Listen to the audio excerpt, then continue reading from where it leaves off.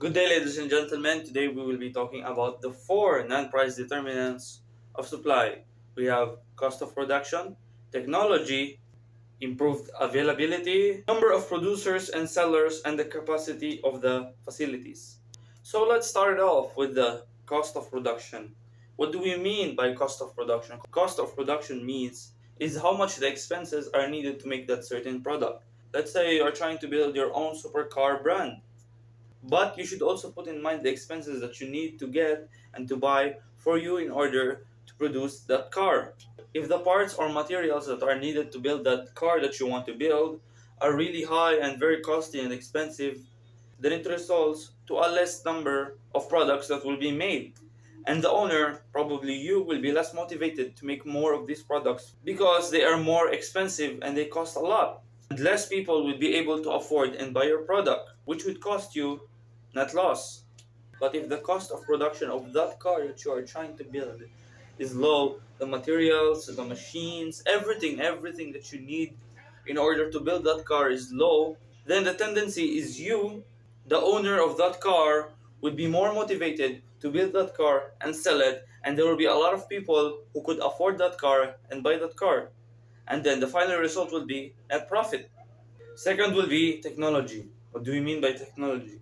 Of course, building car brands isn't easy. It's not an easy job on anyone.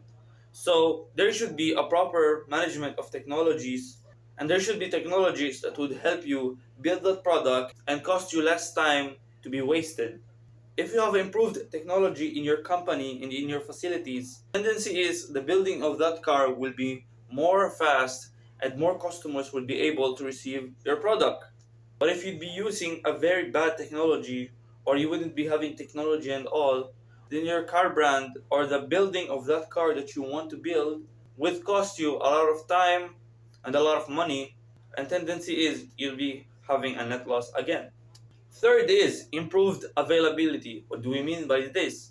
It's the availability of the raw materials for you to produce that product. Let's say, for example, for your car company, the tires, the metal, the glass that you need for the windows, the engine, everything that will be included in that car. If the availability of those materials are really easy and are at a very cheap price, the tendency is you would be able to make more cars and sell them, and that would increase in a very net profit.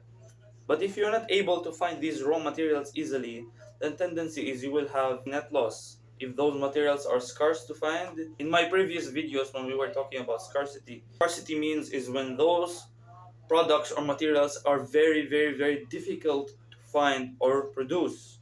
Final and fourth is the number of producers and sellers and plant capacity or size of facility. This means if you have the proper facilities and if you have the right amount of people to help you work and produce that certain product that you want to make, then the tendency is you'll be saving more time and more money and the job will be done faster. You should also surround yourself with the right people in order for you to keep that business alive for a very long time. Because working with people who are untrustworthy will cost you. Also increase in people working with you and people buying from you would cost you a very net profit. I hope you liked the video and found it interesting. Please leave a subscribe button and thank you for watching.